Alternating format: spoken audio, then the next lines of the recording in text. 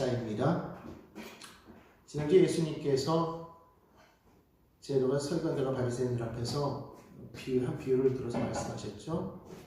그 농부가 멀리 떠나기 위해서 그 포도 주인이 그 농부들에게 그걸 맡겼는데, 그가 포도를 결실할 때가 돼서 종들을 보냈는데 그들이 그 결산을 하지 않고 종들을 때려서 내쫓고, 그것이 계속 반복되니까 나중에는 아들을 보냈는데 어떻게 합니까? 아들을 죽이면 이것이 다 자기들 것이 될 거라고 생각하고 착각한 거죠.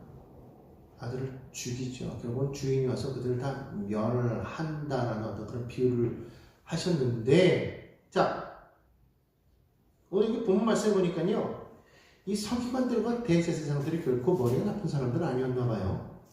그것이 자기들을 가리켜 한 말인 것을 알았다고 그렇게 이야기를 합니다. 여러분, 사람이 깨닫는다라는 것은요, 아는 거하고 다른 것 같아요. 그러니까 깨닫는다도 물론 아는 것도 되겠죠. 근데 실제로 변화는 거기에 머무는 것은 변화가 아니라고 봐요. 알았다, 깨달았다, 그래서 어떻게 했다. 행동이 바뀌어야 되는 거잖아요. 그죠? 그럴 때 변화했다라고 그렇게 말하는 거예요. 담배 피는 게 몸에 해롭다. 알죠. 알면서도 피워요. 그건 변화가 아니죠. 술 마시지 말아야지. 술 마시면 내가 이거를 자제를 못하니까 술만 마시면 개차반이 돼. 아는데 뭘 해요? 바꾸지 못해. 끊지 못해. 그 변화가 아닌 거죠. 아는 것에 머무는 게 변화하고 상관이 없다는 거예요. 이게 나쁘다는 걸 깨달았다고 해서 변화가 되는 건 아닌 거예요. 예수가 하나님의 아들인 걸 알았다고 해가지고 그것이 믿음이 있는 사람이다라고 말할 수 없는 거예요. 귀신도 예수가 하나님의 아들인 건 안단 말이에요. 그러니까 알고 깨달은 거에서 머물고 있으면 결코 믿음의 삶이 아니라는 것을 우리가 알아야 됩니다. 변화가 돼야 되는 거예요. 그러니까 믿음에는 뭐가 반드시 따라야 돼? 행위가 따라야 되는 거예요. 행동이 그것이 함께 있는 거예요. 별도가 아니라 우리는 믿음과 행위를 구분하지만 사실 믿음과 행위는 구분되는 게 아니에요. 믿음과 행위는 이퀄이에요. 같단 말이에요. 믿음이 있다, 행함이 있어요. 행함이 있다, 그 믿음이 있는 거예요. 그렇기 때문에 오늘 행함이 먼저냐 믿음이 먼저냐 그렇게 말하지만은요, 믿음과 행함은 함께 있습니다. 우리가 여기서 분명하게 이야기할 수가 있어요. 우리가 아무리 입술로 말로써 믿습니다 해도 그것이 내 삶에 그것이 나타나지 않으면 그것은 믿음이 아니죠. 그냥 선포한 거예요. 아니, 그냥 고백한 거예요. 그것이 결코 우리의 믿음이 될 수는, 우리가 변했다, 우리가 믿음의 사람이라고 말할 수는 없다라고 말할 수가 있어요. 예수님의 비유 가운데서도 그런 게 있지 않습니까? 어떤 사람이 큰아들한테 두 아들이 있었는데 큰애한테 일을 맡겼는데 그 애가 하고 나가서는 안 했어요. 그 다음 아들은 시켰는데 싫어하고 나갔지만은 나가가지고 어떻게 합니까? 마음이 돌이켜가지고 그것을 했다 이거죠. 누가 그 아버지 말에 순종한 거예요. 마찬가지입니다. 우리가 앞에서는 아무리 우리가 믿습니다 해도 나의 삶 가운데서 정말 하나님 앞에 우리가 온전히 서 있는가, 하나님과의 어떤 그런 만남 속에서 내 삶에 그런 변화의 모습이 있는가, 정말 믿음이 정말 보여지고 있는가 라고 봤을 때 누가 봐서가 아니라 내가 알고 있는 거죠. 내가 정말 믿음이 있는가는 나만이 알 수 있는 거예요. 남이 나를 평가했을 때 저 사람 믿음이 있어라고 말해도 내가 나 자신을 아는 거죠. 내가 믿음이 있는가 없는가 내가 알 수 있는 거예요. 내 삶 가운데 하나님이 함께 하심을, 하나님과 내가 날마다 함께 하고 있음을 누구보다도 잘 알고 있는 거 아니겠습니까? 서로 간에 우리가 서로 사람을 말해도 서로 앙숙이라도 서로 좋아한다고 말할 수 있는 거예요.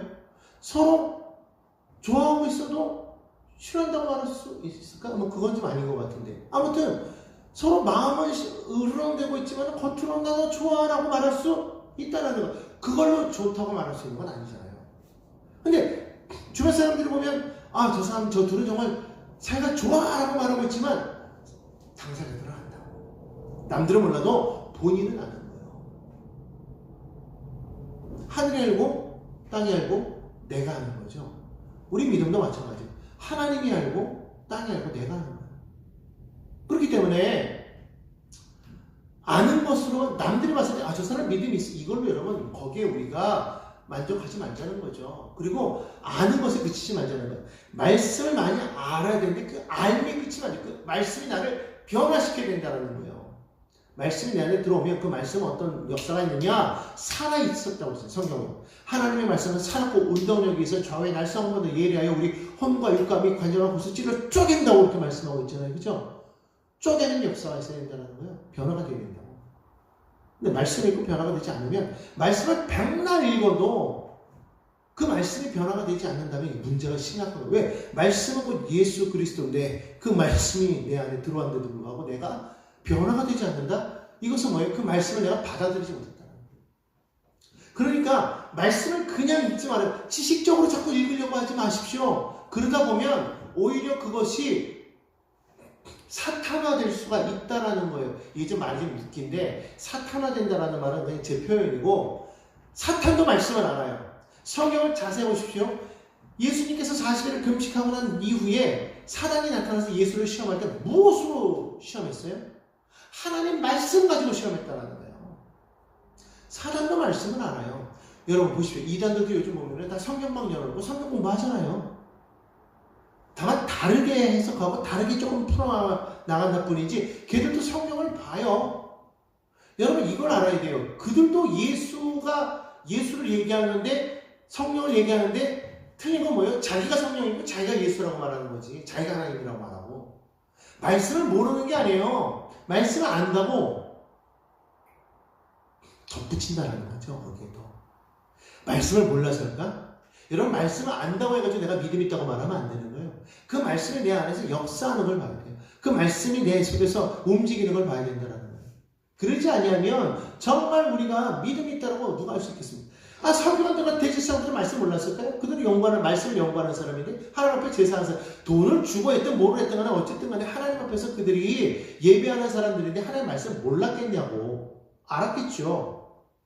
적어도 평신도들보다는 말씀을 조금이라도 더 알지 않았겠습니까? 알아요. 지혜가 있는 사람들은, 머리가 좋은 사람들이란 말입니다. 자신들이 예수님의 말의 비유도 자기들이 가르친 것임을 알면서도 불구하고 부끄러워하지 않아요. 창피하지 않습니다. 이게 우리가 잘못됐구나. 우리가 지금 제대로 하고 있는 것이 아니구나. 우리가 바꿔야 되겠구나. 그렇게 하지 않았어요. 오히려 어떻게 했습니까? 알고 나서는 더 예수를 잡으려고 했다고 성경은 그렇게 말하고 있잖아요. 오히려 아니까 더 악하게 행동하는 거예요. 몰랐을 때는 모르는데 알고 나니까 더 나쁘게 행동하더라는 것이죠. 이게 문제가 돼요. 법을 아는 사람이 오히려 더 법을 악용해가지고 법의 테두리를 교묘하게 빠져나와가지고 거기에 범죄를 저지르는 사람들이 많다고들 하죠. 뭐 딱 그런 건 아니겠지만 법을 아는 사람들이 법의 테두리를 벗어나는 거예요. 그러면서 교묘하게 거기에 걸리지 않는 법망을 딱 피해가지고 합법적인데 불법이야. 지금 뭔지 말이 좀 이상하지만 어쨌든 간에 범죄를 저지르잖아요. 아니까 오히려 더 죄를 저지르더라고요. 모르면 죄를 저지르겠습니까? 물론 모르고 짓는 죄도 있겠지만 대부분 알면서 짓는 죄예요.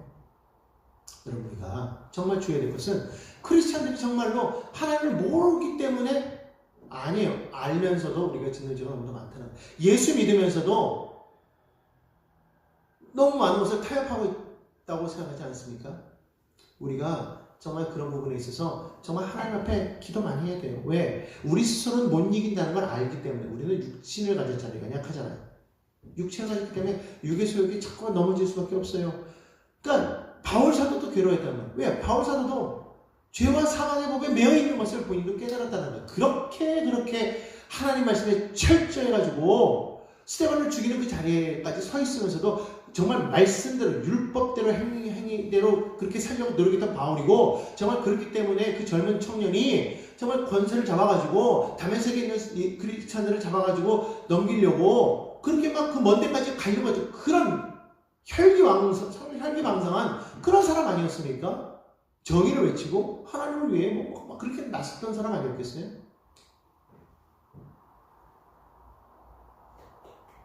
우리가 정말 아는 사람도 무섭다는 거예요. 아는 사람도.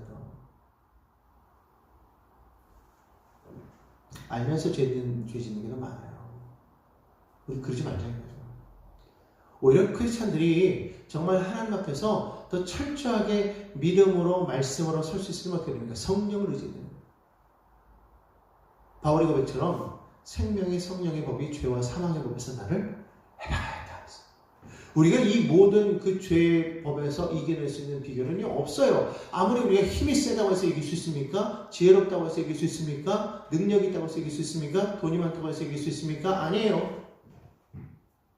성령이 내 안에 오셔서 나를 붙들어 주시고 나를 도와주셔야만 내가 이길 수 있다는 것을 우리가 깨달아야 됩니다. 그렇기 때문에 하나님의 백성들은요, 성령과 함께 동행하면서 살아야 됩니다.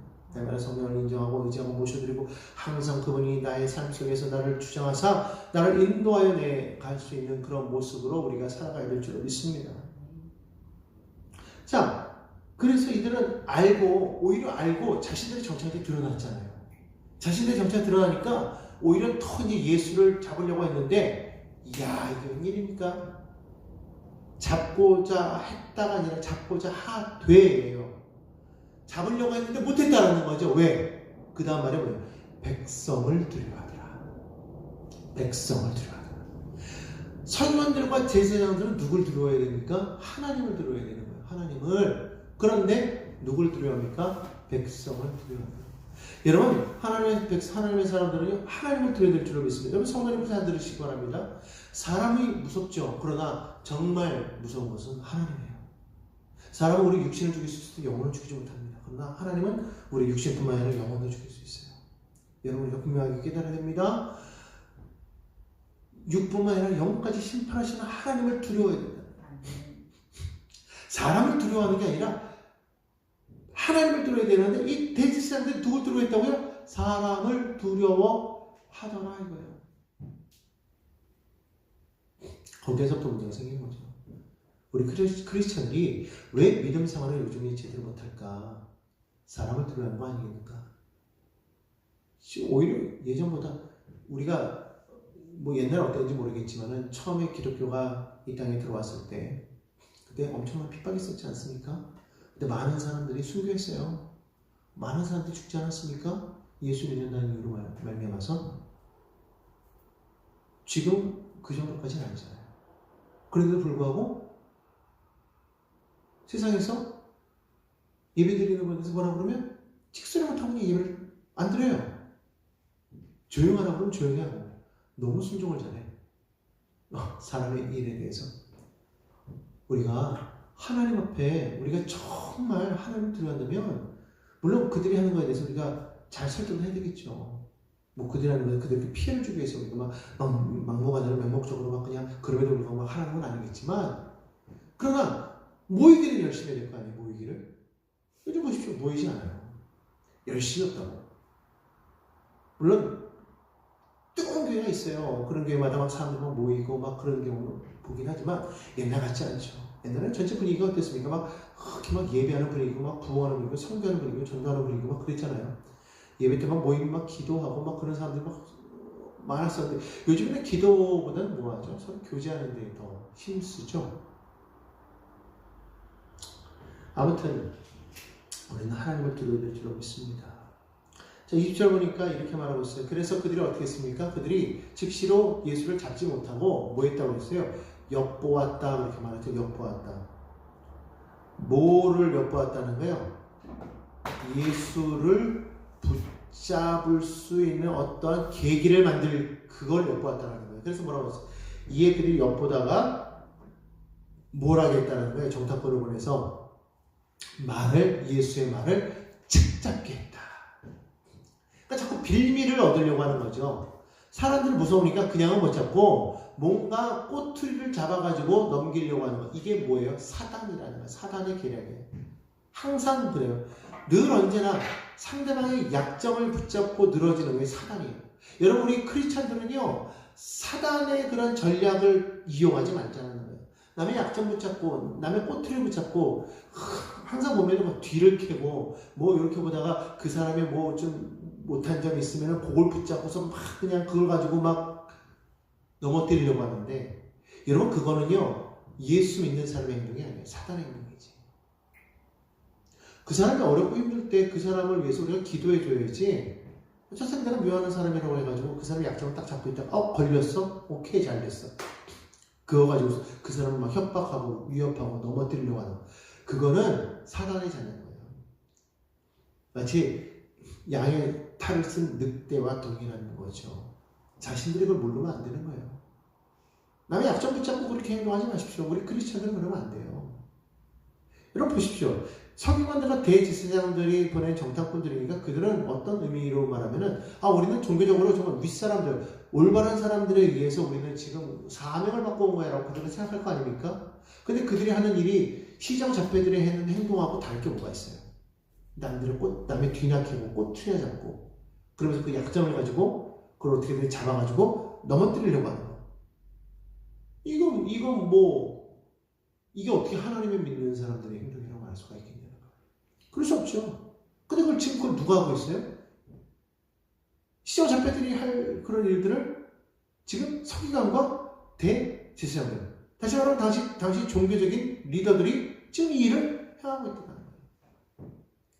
더구나 당시는 물론 그 왕이 있었죠. 왕이 있었지만 그럼 어쨌든 간에 이스라엘은 종교 국가 아닙니까? 당시에 이제 그 로마의 지배하에 있었기 때문에 그 헤롯 왕이 마치 그 당시에 총독이 있기 전에는 그 왕으로서 그 당연히 탕치하고 있었지만 사실은 지배하에 있었던 거 아니에요. 로마의 지배하에. 그렇기 때문에 실질적인 어떤 왕의 권력도 물론 있어야 되겠지만 이 이스라엘에서는 왕만큼 힘 있는 사람이 누구냐면 대제사장이란 말이에요.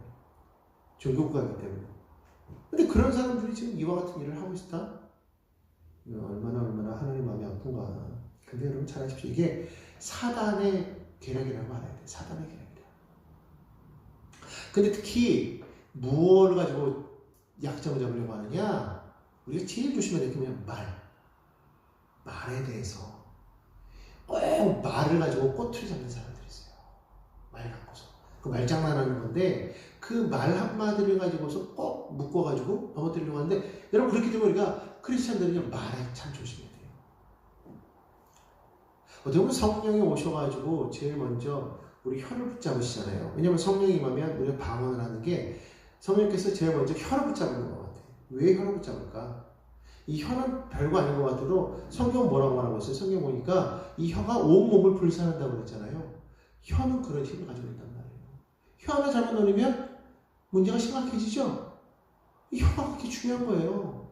그러니까 그거 한마디로 걸고 넘어지는 거예요. 꼬투리 잡는 거예요. 여러분 크리스찬들은요 그렇기 때문에 정말 하나님 앞에 이걸 맡겨야 돼. 그러니까 성령 받아야 되는 이유가 바로 성령이 오시면 말함에 있어서 지혜가 생기는 거죠. 예수께서도요 그렇기 때문에 그 말에 항상 조심하려고 했던 것을 우리가 볼 수 있습니다. 자, 그들이 그렇게 엮어서 이 말을 잡아서 책 잡은 다음에 어떻게 하려고 했다? 성경 보니까 예수를 총독의 다스림과 권세 아래에 넘기려고 했다. 그렇게 말하고 있어요. 예수는 하나님의 아들입니다. 비록 육신의 몸을 입고 왔지만 그분은 만왕의 왕, 온 인류 만물을 창조하신 그 하나님이시잖아요. 세상에 모든 권세, 왕 중에 왕이고 파워예요. 킹 오브 킹이에요. 모든 만물 위에 뛰어나신 분이 바로 이 예수 그리스도 아니겠습니까? 그의 입으로 나오는 그 말씀으로 이 세상이 창조되었어요. 모든 것이 말씀으로 창조되지 않은 것이 없다고 했어요. 다시 말하면 예수를 통하지 않고서는 이 세상에 지어난 것이 하나도 없는데 그 예수를 이 사람들은 어떻게 하려고 했더라? 총독의 권세 아래, 총독의 다스림 안에 가두려고 했다는 거예요. 여러분 생각해 보십시오. 총독이 예수님보다 높습니까? 그럴 수 없죠. 사람의 눈으로 봤을 때는 세상 권세가 최고인 것 같아요. 그렇죠. 왜냐하면 우리 육신을 억압할 수 있고 예수도 그 권세 아래 십자가 못 박혀 죽었기 때문에 세상적으로 보면 그가 제일 센 것 같죠. 그러나 실질적으로 그렇습니까? 그렇지 않잖아요. 예수님은 죽은 권세 이기시고 부활하셨단 말이죠. 이 세상에서 끝이 아니라는 거예요. 우리에게는 영원한 천국이 기다리고 있다는 것이죠. 그렇기 때문에 예수를 총독의 권세와 다스림 안에 가둔다? 그 권세 아래에 넘긴다? 할 수 없는 일을 지금 하겠다고 말하고 있어요. 여러분 우리가 분명히 알아야 될 것은 예수 믿는 우리는 세상의 권세 아래 사로잡힐 수가 없어요. 물론 세상의 권세는 하늘로부터 준 거있기 때문에 우리가 거기에 순종하고 복종해야 되겠지만 그렇다고 해서 그것이 우리의 영혼까지 말살할 수는 없다는 것이죠. 근데 이들은 지금 그것을 몰랐다라는 거예요. 여러분 깨달읍시다. 정말 이 세상의 모든 것은 아버지 하나님의 그 손길 아래 있음을 우리가 분명하게 우리가 깨달아야 됩니다. 자, 그러면서 그들이 권세 안에 넘기려 하여 정탐들을 보내었어요. 그러니까 자기들이 나서지 않았어요. 다른 정탐들을 보내고 자기들은 어떻게 스스로 의인인 채 했다고 했어요. 여러분, 우리가 스스로를 의인이라고 해서 우리가 의인 되는 게 아니에요. 하나님께서 우리를 의롭다 하셔야만 의롭게 되는 거예요. 근데 우리는 다 죄인인데 어떻게 우리가 의로울 수가 있어요? 죄인이 그 죄의 값을 받지 않는데 우리가 어떻게 의롭게 될 수가 있어요? 없단 말이에요. 죄인이 의롭게 될 수 있는 방법은 뭐예요? 죄값을 받는 것밖에 없지. 근데 우리는 다 죄인이기 때문에 그 죄값은 사망이에요. 우리는 다 죽을 수밖에 없는 인간이었단 말이죠. 그런데 대신 누가 죽으셨어요? 예수께서 죽으셨단 말이에요. 예수께서 죽으심으로 말미암아 그를 믿는 자는 다 구원을 받게 하셨다. 의롭게 하셨다. 그래서 우리는 예수로 말미암아 의롭게 되었어요. 칭의. 예수로 말미암아 의인이 된 것이죠. 그래서 우리를 너 의인이야 라고 하나님이 인정하신 거예요. 예수님 때문에. 우리 스스로가 나는 의인이 아무리 백날 외쳐도 죄인인 거예요.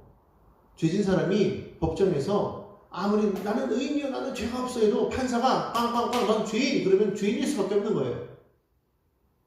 마찬가지로 우리 하나님 앞에서 죄인인데 우리 스스로가 나는 의인이요 아무리 우리가 의롭게 행동을 하고 거룩한 척하고 말을 조순한 척하고 이 사람들처럼 자기들은 앞에 나서지 아니하고 남에게 손에 더러운 거 떼묻히는 것은 다 다른 사람 미치고 나는 거룩한 척 이렇게 하고 있어도 결국은 우리는 의로울 수가 없다는 거예요. 의로운 척 해봤자 안 되더라. 근데 세상 사람들이 다 그렇게 살아요. 다 가면을 쓰고 있단 말이에요. 다 가면 쓰고 살아요. 그래서 선한 척, 의로운 척, 뭐만 채 하면서 그렇게 살아가는 사람들 얼마나 많습니까? 자존심 때문에, 자존감 때문에 옛날 우리 양반들은 굶어도 배부른 것처럼 그렇게 막 행동하고 그렇게 살았지만 아니라는 거야. 그런 형식이 우리를 뭘 좋아해주냐는 거야. 그리스도인이 되어야지 그리스도인인 척하면 되냐는 거예요. 하나님의 자녀가 돼야지 하나님의 자녀인 척하면 돼요?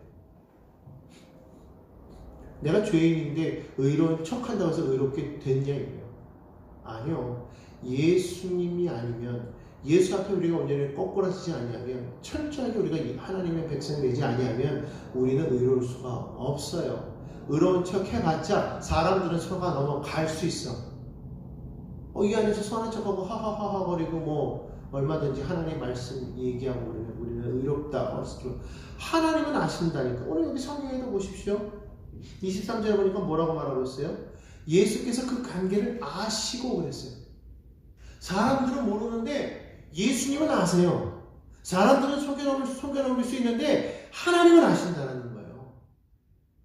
말을 이렇게 거룩하게 해도 우리는 속아 넘어가지만 아버지는 아신다. 근데 어디서 우리가 하나님을 믿는다고 해서 왜 우리가 체하면서 살아가느냐. 그러지 말자고요. 21절 보니까 말합니다. 그들이 물어 이르되 선생님이 우리가 아노니 당신은 바로 말씀하시고 가르치시며 사람을 외모로 취하지 아니하시고 오직 진리로서 하나님의 도를 가르치시나이다. 와, 어쩌면 그렇게 잘 알아요? 당신은 하나님의 아들이시나이다 하면서 칭찬하고 여러분 사단이요 너무너무 잘 알아요. 하는 말이 그렇다고 해요. 근데 그렇게 말하면 뭐하냐 이거예요. 어차피 그들은 그렇게 말을 해도 그 스스로는 그걸 안 믿는 거야. 말은 그렇게 하면서. 칭찬에 우리는 약하지 않습니까? 칭찬을 조심하라 이거예요. 칭찬 뒤에 오는 말이 무섭다는 것이죠. 칭찬 뒤에 오는 행동이 무섭다는 거예요. 절대로 여러분 거기에 넘어가지 마세요. 내가 나를 알잖아요. 내가 하나님의 말씀을 알고 항상 우리는 하나님만 바라봐야지 사람이 그 말에 우리가 일희일비해서는 안 된다는 거예요. 특히 우리 목회자들은 그런 걸 많이 경험하는데 말씀 전하고 나면 사람들이 막 은혜 받았다고 막 말할 때 그때 우리가 제일 넘어지기 쉬워요. 이 성가대원들도 마찬가지, 찬양팀들도 마찬가지. 성가대원 뭐 어쩔 때 막 그냥 웅장하게 막 찬양하고 찬양팀 막 열광적으로 막 찬양하고 그러면 사람들 막 환호하고 막 할렐루야 그러고 막 뭐 은혜 받았습니다 어쩌고 그러는데 거기에 넘어가면 안 되는 거예요. 그런 칭찬 뒤에 항상 함정이 있어요.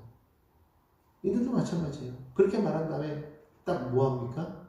우리가 가이사에게 세를 바치는 것이 맞습니까? 하나님께 바치는 것이 맞습니까? 물론 하나님께 바친다라는 말은 하지 않았어요. 그냥 단순히 가이사에게 세를 바치는 것이 옳습니까? 옳지 않습니까? 이렇게 말했어요. 하나님께 바치고 뭐 이런 얘기를 여기서는 안 했어요. 가이사에게 바칠까요? 말까요? 지금 그 얘기하는 거예요. 바치라고 하면 유대인들이 들고 일어날 테고 바치지 말라고 하면 로마의 반역자로 잡혀갈 테고 이건 뭐 진퇴양난이죠.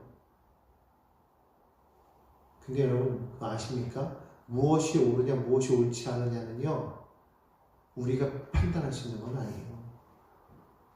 오직 그것은 하나님만이 판단할 수 있는 거죠. 근데 왜 이런 말을 했을까요?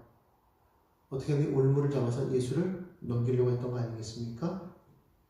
그랬더니 예수께서 어떻게 말씀하셨어요?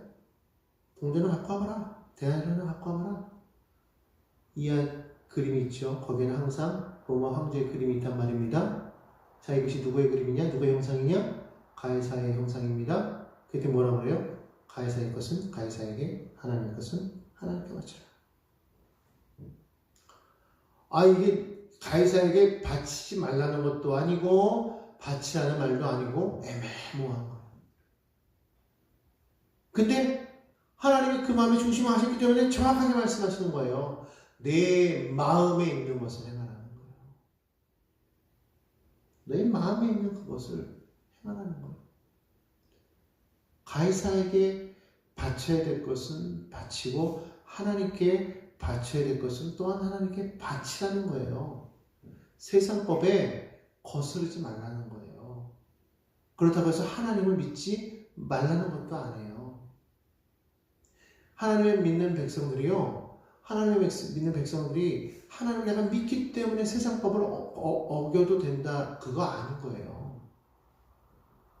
우리가 지킬 것은 지켜나가면서 우리가 하나님의 백성으로서의 그런 것을 지켜나갈 수 있는 그런 사람들이 되어야 되지 않겠습니까?